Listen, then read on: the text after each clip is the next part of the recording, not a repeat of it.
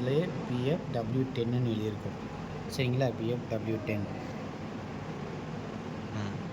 சரிங்களா?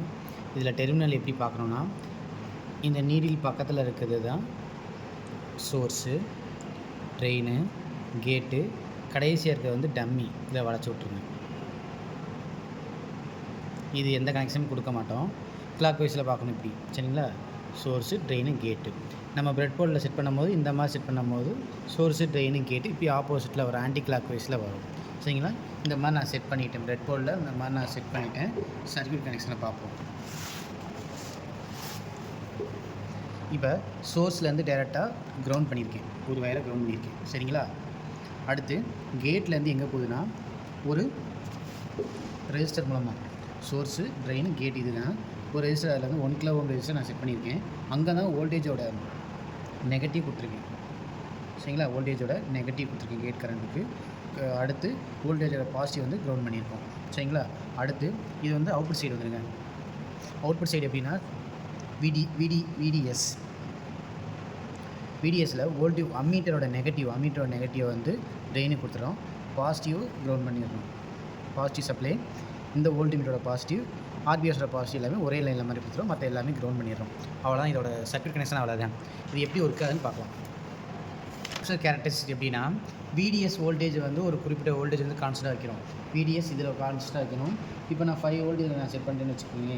இதில் 5 வோல்ட் நான் கான்ஸ்டன்ட்டாக இங்கே வச்சுட்டு விஜிஎஸ் கரண்ட் நம்ம இன்க்ரீஸ் பண்ணும்போது இந்த வோல்டேஜ் வந்து நமக்கு இன்க்ரீஸ் ஆகணும், கரண்ட்டு வந்து டிக்ரீஸ் ஆகணும். சரிங்களா? இப்போ நான் அதை கொஞ்சம் கொஞ்சமாக கூட்டும் போது இந்த வோல்டேஜ் வந்து நமக்கு இன்க்ரீஸ் ஆகுது, இங்கே கரண்ட்டு வந்து டிக்ரீஸ் ஆகுது. தெரியுதுங்களா? இதுதான் ட்ரான்ஸ்ஃபர் கேரக்டரிஸ்டிக்ஸ். நெக்ஸ்ட் இதோட கிராஃப் பார்ப்போம். இதுதான் நமக்கு கரண்ட்டு, இதுதான் நமக்கு வோல்டேஜ். சரிங்களா? கரண்ட்டு வந்து டிக்ரீஸ் ஆச்சு இல்லையா? இதை நான் இன்க்ரீஸ் பண்ணேன். கரண்ட்டு வந்து டிக்ரீஸ் ஆகிட்டே போகும். சரிங்களா?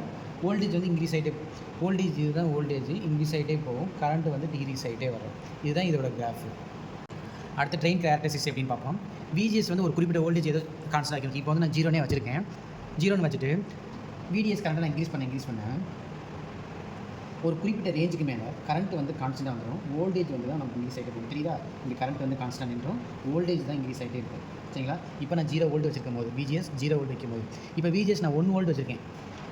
விஜிஎஸ் 1 வோல்ட் வச்சுருக்கேன். அப்போ இன்க்ரீஸ் பண்ணும்போது சரிங்களா, இந்த கரண்ட் வந்து கான்ஸ்டன்ட் நின்றோம், வோல்டேஜ் வந்து இன்க்ரீஸ் ஆகும். 0 இருக்கும் போது இங்கே 8ல் வந்து நம்ம கான்ஸ்டன்ட் நின்றுச்சு, வோல்டேஜ் இன்க்ரீஸ் ஆச்சு. இப்போ நான் 1 வோல்ட் செட் பண்ணியிருக்கேன். அப்போது இங்கே எவ்வளோ இருக்குது?